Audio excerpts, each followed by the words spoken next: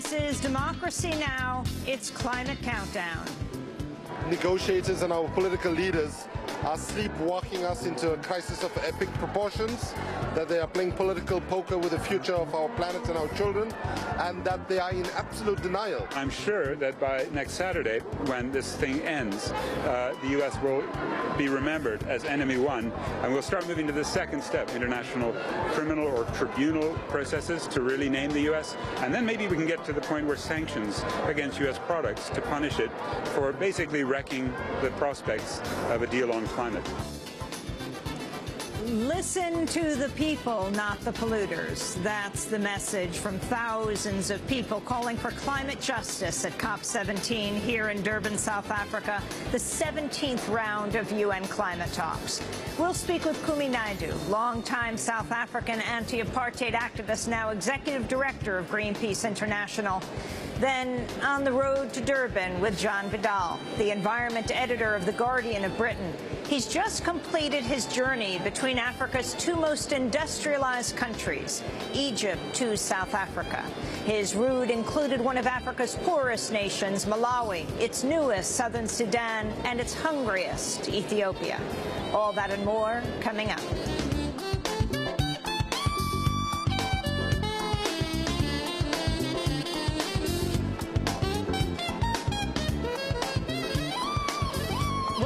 Democracy Now!, democracynow.org, the War and Peace Report. I'm Amy Goodman. We're live from Durban, South Africa.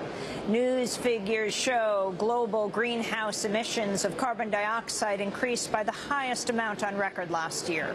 According to the Global Carbon Project, emissions jumped 5.9% in 2010 and have soared nearly 50% since 1990. Scientists say the increase likely accounted for 500 million extra tons of carbon released into the air. China's the world's leading emitter, followed by the United States, where emissions rose over 4% last year. The news comes as the UN Climate Summit in Durban, South Africa, enters its second and final week. On Saturday, thousands of people marched in the streets demanding climate justice. You'll hear those voices after headlines. The official U.S. unemployment rate has reached its lowest level in 2.5 years. The Labor Department says the jobless rate is now at 8.6%, the first time it's been below 9% since March 2009. The U.S. also added 120,000 jobs last month, higher than expected. Despite the figures, the percentage of the unemployed who've gone without jobs over the long term increased to 43%, while the total percentage of adults in the workforce fell to 64%. 31 people were arrested at the Occupy site in Washington, D.C. Sunday after police dismantled a structure erected by protesters. Scuffles broke out after officers moved in on the structure while protesters remained on top, refusing to move.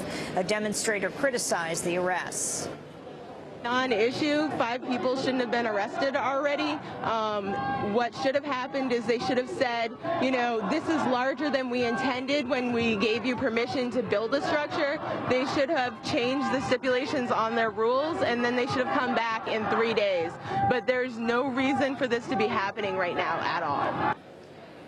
Italy's cabinet has unveiled a massive $32 billion austerity package in its response to the sovereign debt crisis threatening the Eurozone.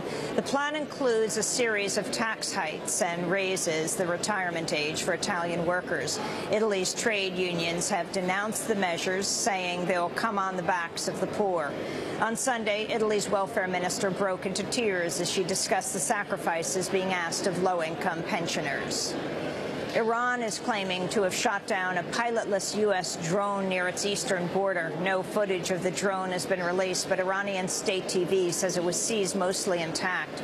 U.S. military officials say the drone could be aircraft that fell out of contact with operators as it flew over neighboring western Afghanistan last week. At least 25 people were killed in Syria over the weekend in the ongoing crackdown on the uprising against President Bashar al-Assad.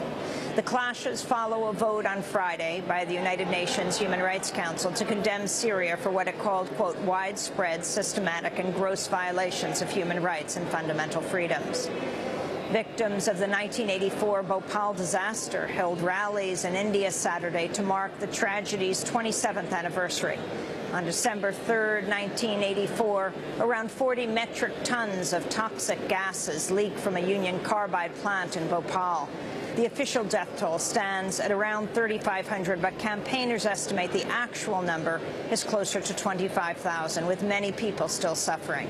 Union Carbide is now owned by Dow Chemical. To mark the anniversary, thousands gathered in Bhopal to call on the Indian government to boycott the 2012 Olympic Games in London because Dow Chemical is an official sponsor.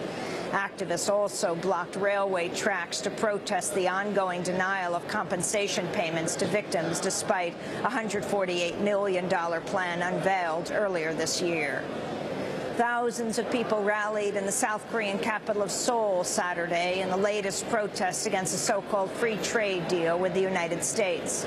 The South Korean parliament ratified the deal last week, but protesters are seeking to block its implementation before it takes effect next month.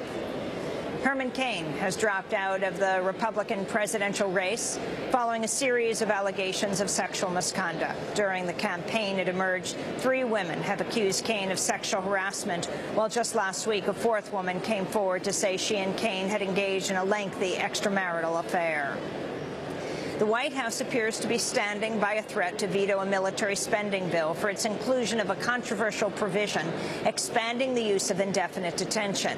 The measure would authorize the military to jail anyone it considers a terrorism suspect without charge or trial anywhere in the world, including the United States. The Senate approved it last week as part of the larger National Defense Authorization Act. On Friday, White House Press Secretary Jake Carney said President Obama's advisors will recommend a veto, but stopped short of saying a veto is assured. Undercover agents working for the Drug Enforcement Agency have reportedly laundered or smuggled millions of dollars in illegal drug money out of Mexico and into the United States.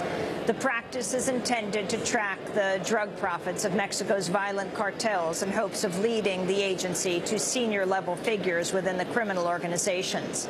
Citing anonymous sources within the agency, the New York Times has revealed the DEA often allows cartels to continue their operations over months and sometimes years before making seizures or arrests.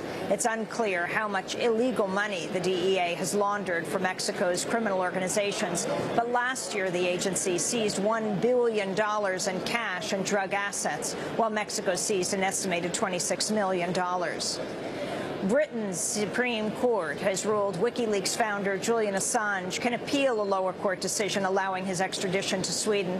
Swedish authorities are seeking to question Assange about claims of rape and sexual assault, though he has not been formally charged. Meanwhile, defense lawyers for the alleged Army whistleblower Bradley Manning are accusing the U.S. government of withholding key evidence that could help Manning's defense at a pretrial hearing next week. Manning's attorneys say U.S. officials are refusing to hand over internal government documents that assess the impact of the release of thousands of diplomatic cables that Manning allegedly passed on to WikiLeaks. The U.S. government's own analysis reportedly concluded the leaking of the cables posed little or no threat to national security. Manning's hearing is set for December 16th.